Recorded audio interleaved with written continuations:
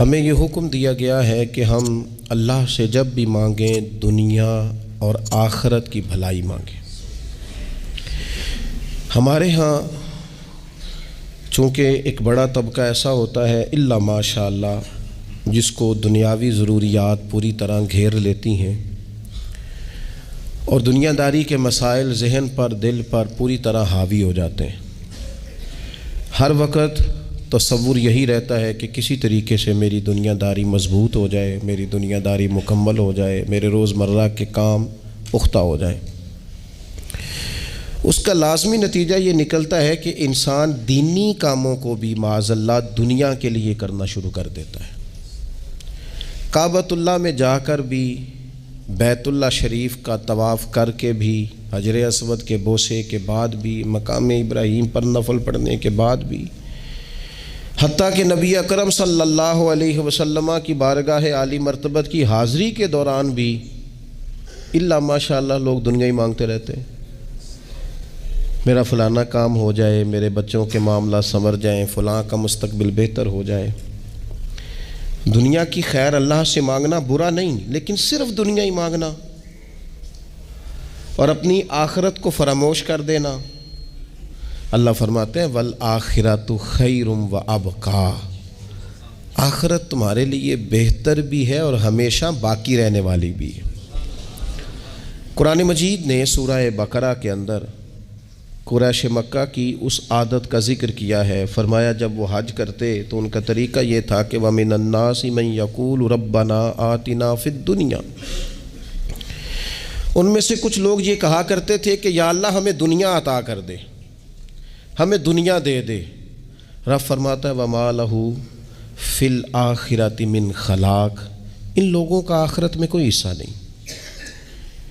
مانگی بھی ہے تو صرف دنیا، حج کر کے بھی دنیا، اللہ کے گھر جا کے بھی دنیا، شیخ کا بیعت ہو کے بھی دنیا، دینی محفل سے مراد بھی یہ، دینی اجتماعات کر کے بھی، دینی مدارس قائم کر کے بھی، خانقاہ کا مسجد کا ماحول بنا کے بھی، اس سے بھی مطالبہ فقط دنیا کا۔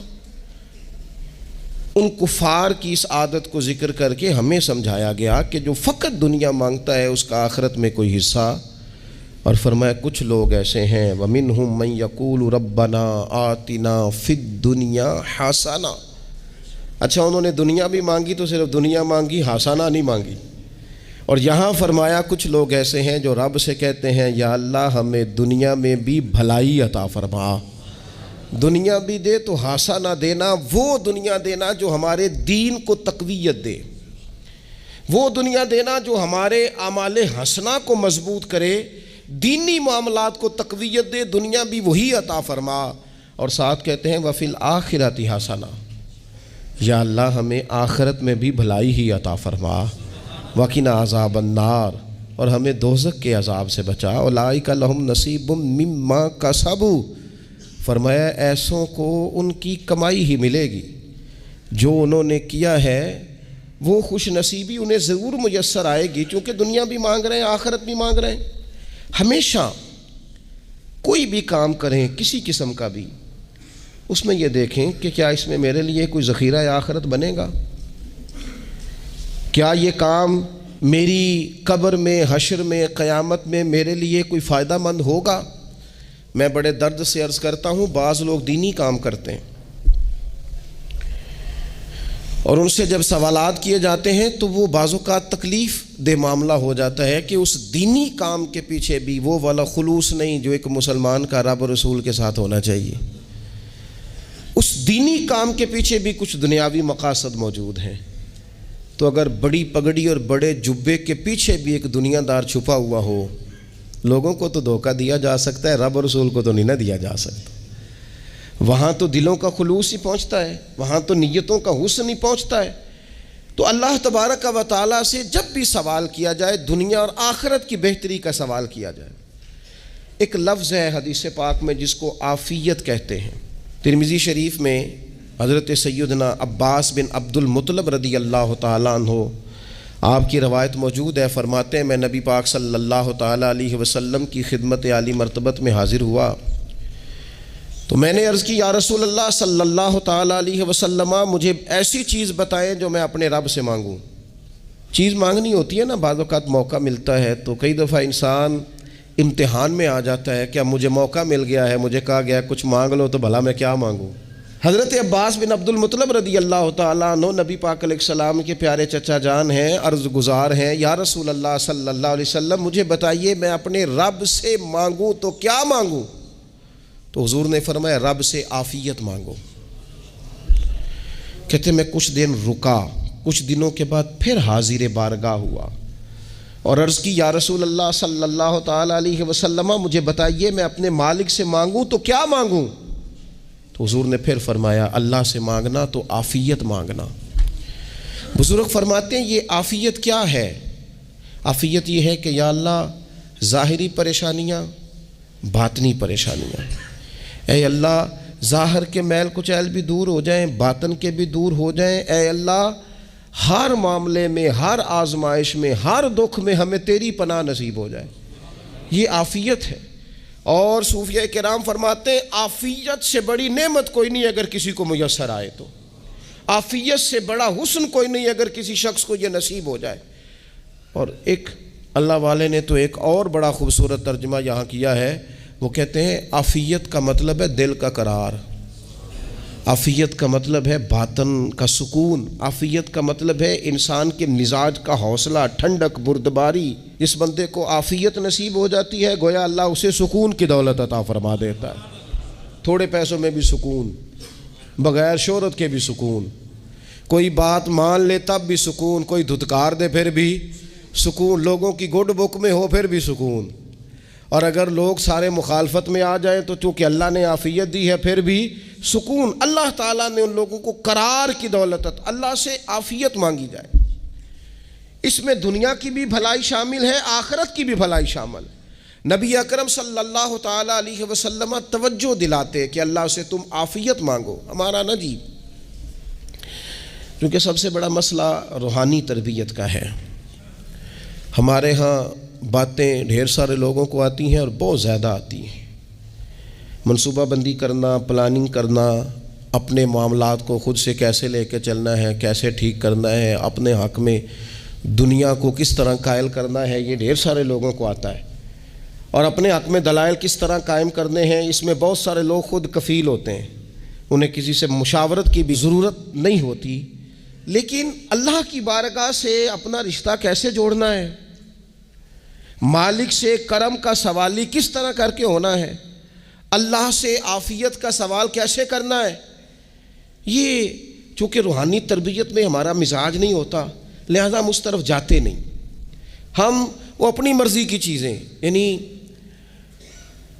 وظیفہ پوچھ کے گئے ہیں ایک صاحب، کچھ عرصے کے بعد آئے ہیں تو آ کے کہتے ہیں مولانا صاحب، پیر صاحب یا قاری صاحب یا فلاں صاحب، کسی سے بھی پوچھ کے گئے کس جس کو نیک آدمی جانا، پھر لوٹ کر آ کے کہتے ہیں کہ آپ نے وظیفہ بتایا تھا پر کام کوئی نہیں ہوا۔ تو میں تو صاف کہتا ہوں اور کھلے دل سے کہتا ہوں کہ بھئی وظیفہ آپ کو بتایا تھا کہ اللہ کی رحمت متوجہ ہوگی، خدا کی رحمت کو آواز دینے کے لیے وظیفہ دیا تھا، کوئی بھی وظیفہ رب کو مجبور تو نہیں نہ کر سکتا معاذ اللہ۔ اور وظائف کس لیے پڑھے جاتے ہیں کہ جلدی سے معاملات ٹھیک ہو جائیں، میرے حق میں چیزیں بہتر ہو جائیں، تو اللہ کی رضا کے لیے پڑھے جاتے ہیں۔ تو وظائف کو، عبادات کو، نوافل کو، تلاوت کو، درود پاک کو تو رضا الہی کا ذریعہ بنانا چاہیے، لیکن ہم چونکہ ایک پورا الجھاؤ رکھتے ہیں اپنی دنیا داری کے معاملات سیدھے کرنے میں، ایک پورا خیر رکھتے ہیں۔ وہ لوگ ملتے رہتے ہیں مختلف بزرگوں کی نسبت کے تعلق سے، تو بعض جگہوں پہ بعض لوگ بڑے تیز ہوتے ہیں، یعنی ان سے آپ کی ملاقات ہوتی ہے تو بندے کو محسوس ہوتا ہے کہ یار اسے تو پہلے ہی ساری باتوں کا پتہ ہے، اور کئی دفعہ ان سے ملنے کے بعد احساس ہوتا ہے کہ یار اس سے تو تھوڑا سیکھ ہی لیتے تو بہتر تھا، یہ تو بات بڑی آگے نکل گئی۔ سارا پتہ ہوتا ہے، باشعور ہوتے ہیں، لیکن ڈر آتا ہے اللہ سے۔ اتنا باشعور آدمی، سمجھدار، پنچایت، پریا، لوگ، دین، دنیا سارا پتہ ہے، نماز کا ٹائم آ گیا تو وہ چھپتا پھرتا ہے، اس کی طبیعت پر بوجھ بن رہا ہے معاذ اللہ اللہ کے حضور حاضر ہونا، اسے خیر کا کام کرنا پڑ رہا ہے تو وہ ادھر ادھر نکلتا جا رہا ہے، تو سوال یہ ہے کہ پھر یہ شعور کا کیا مطلب رکھا ہوا ہے ہم نے؟ پھر اللہ سے دعا کرنے کی ضرورت نہیں۔ وہ حضرت عارف رومی رحمۃ اللہ تعالیٰ علیہ فرمایا کرتے تھے بعض لوگوں کو رب سارا کچھ دیتا ہے، سجدے کی توفیق نہیں دیتا۔ اس کا مطلب یہ ہے کہ وہ کہتا ہے یہ سارا کچھ لے اور نکل جا، میرے گھر نہ آنا، رکھ سارا کچھ پاس۔ رب سے عافیت مانگی جائے، اس سے اس کا فضل مانگا جائے، اس سے اس کا کرم مانگا جائے۔ اللہ کے پیارے رسول صلی اللہ تعالیٰ علیہ وآلہ وسلم اس عافیت مانگنے پر زور دیتے، توجہ دیتے۔ میں آپ کو صحیح بتاتا ہوں، رب نے اگر کسی بندے کو عافیت میں رکھا ہو نا تو حالات کیسے بھی برے چل رہے ہوں اس کا بگاڑ کچھ نہیں سکتے۔ اور اللہ تعالیٰ معاف کرے، 100 دفعہ خاکم بدہن اگر کسی وقت اس کے کرم کی نگاہ پھر جائے تو پھر سارے اسباب سمیت بھی انسان اپنے پیروں پہ کھڑا نہیں رہ سکتا۔ اس سے جب تک طلب کرم نہیں ہوتا، طلب عافیت نہیں ہوتی، اس کی بارگاہ سے جب تک بندہ مومن پورا رجوع نہیں کرتا، یہ عافیت اتنی اعلیٰ چیز ہے کہ نبی پاک علیہ السلام نے فرمایا اذان اور اقامت کے درمیان جو وقت ہوتا ہے اس میں دعائیں رد نہیں ہوتی۔ دعا مانگا کرو گے تمہاری اللہ اپنے فضل سے قبول کر لے گا۔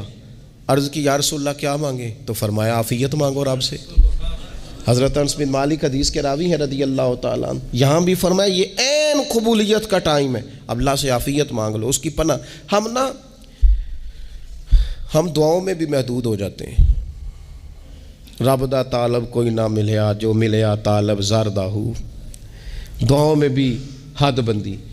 بعض اوقات بچے بھی تربیت کرتے ہیں نا، ایک مولانا ہے، ان کا خیال ہے کہ انہوں نے مجھ سے کچھ پڑھا ہے تو کبھی کبھی استاد جی کہہ دیتے ہیں، بہت پرانی بات ہے، انہوں نے مجھے فون کیا کہ اگر آپ کبھی تشریف لائیں، تو میں نے کہا پتر دعا مانگ اللہ کو چھوٹی جی گڈی دے وے۔ تو اس بچے نے میری بڑی تربیت کی، کہنے لگا استاد جی اللہ کو لو منگنی ہے تو وڈی ساری منگو، آپ نے محدود کیوں کیا کہ بھئی یہ چھوٹی سی اللہ گاڑی کیوں اللہ چھوٹی دے، رب دے تو بڑی دے اور رحمت سے دے، اللہ سے مانگنی ہے نا جی۔ ہم تربیت نہیں لیتے۔ میں نے اس کا شکریہ ادا کیا، میں نے کہا بیٹے تو نے بڑی سونی بات کی، اللہ تجھے اس کا اجر عطا کرے، اللہ تجھے برکات عطا کرے۔ اگر آپ نے سیکھنا ہے تو پھر آپ سیکھ لیں گے، اور اگر نہیں سیکھنا تو پھر یہی کہنا ہے ساری عمر لنگ گئی بندہ کو نہیں ملیا، چونکہ مزاج نہیں ہے نا سیکھنے کا، اس لیے پھر ملا ہی کوئی نہیں، پھر ساری زندگی کو میسر ہی نہیں آیا، کسی نے نصیحت ہی نہیں کی، کوئی آنکھوں کو بھایا ہی نہیں۔ خود ہی بڑے سیانے تھے، خود ہی بہت بڑے تھے، اپنا قد ہی بڑا اونچا تھا، سب ٹھگنے چھوٹے اور کمزور اور بونے نظر آئے۔ عزیز بھائی، جب عافیت، ایک بزرگ تھے ہر وقت اللہ سے عافیت مانگتے تھے، ہر وقت اللہ سے عافیت مانگتے تھے، ہر وقت عافیت مانگتے تھے۔ لوگوں نے پوچھا، لوگ ان کو صالح جانتے تھے، نیک سمجھتے تھے، کہ حضور آپ اور کوئی دعا مانگتے نہیں، عافیت ہی مانگتے ہیں۔ فرمانے لگے میں مانگا کرتا تھا شروع میں، بعد میں خیال آیا ہے اور بھی دعائیں مانگا کرتا تھا، یہ احساس بعد میں نصیب ہوا۔ فرماتے میں مزدوری کرتا تھا، مال برداری کرتا تھا، ایک جگہ پہ ڈیوٹی کر رہا تھا تو تھک گیا، اور وہ جو کام لینے والے لوگ تھے ان کا رویہ بھی بڑا ترش تھا، تکلیف ہوئی۔ تو میں نے اپنے مالک کی بارگاہ میں عرض کی، مالک اگر 2 روٹی بغیر مجھے مشقت کے مل جائے دن میں تو تیری بارگاہ تو بڑی کریم ہے۔ کہتے ہیں میں نے یہ دعا مانگ لی، ذرا میں تھوڑا آگے بڑھا تو 2 بندے آپس میں لڑ رہے تھے، میں ان کی صلح کرانے کے لیے، انہیں بچانے کے لیے آگے بڑھا، تو میں جس کو چھڑا رہا تھا دوسرے نے میرے اوپر ضرب لگا دی، میرا بھی سر پھٹ گیا۔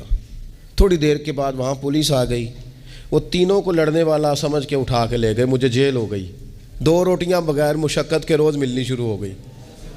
دعا مانگی تھی نا کہ یا اللہ 2 روٹیاں مل جائے نا بغیر مشقت کے، کہتے ہیں وہ 2 روٹیاں روز ملتی، کوئی کام نہیں کرنا پڑتا تھا، پر جیل ہو گئی۔ فرماتے ہیں میں بڑا پریشان تھا، روز روٹیاں پابندی سے آتی اور بہترین آتی، کھانا ملتا۔ پھر کچھ عرصے کے بعد میں نے سوچا کہ یار یہ دعا تو قبول ہو گئی نا تیری، اب تو اگر اس پر کوئی الگ بات کرے گا تو وہ تو غلط کرے گا۔ کہتے ہیں پھر خود ہی میرے دل میں اللہ نے بات ڈالی اور میں نے عرض کی مالک 2 روٹیاں نہیں، مجھے تو عافیت چاہیے، مجھے تو عافیت دے، میرے اوپر تو کرم فرما، تو نظر رحمت کر، جے ایک قطرہ بخشے مینوں،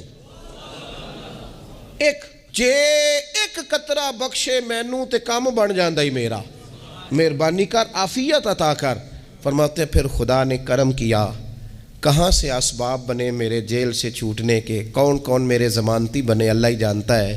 فرماتے ہیں دروازے بھی کھل گئے، رزق بھی ملتا ہے، صحت بھی میسر ہے، سجدہ بھی کر لیتا ہوں، سویرے تلاوت بھی کرتا ہوں، شام کو مدینے والے کی بارگاہ میں رج کے درود و سلام بھی عرض کرتا ہوں، میں ممکن ہوتا ہے تو کسی غریب کی داد رسی بھی کرتا ہوں۔ اب سمجھ آئی ہے ربنا آتنا فی الدنیا حسنۃ وفی الآخرۃ حسنۃ وقنا عذاب النار۔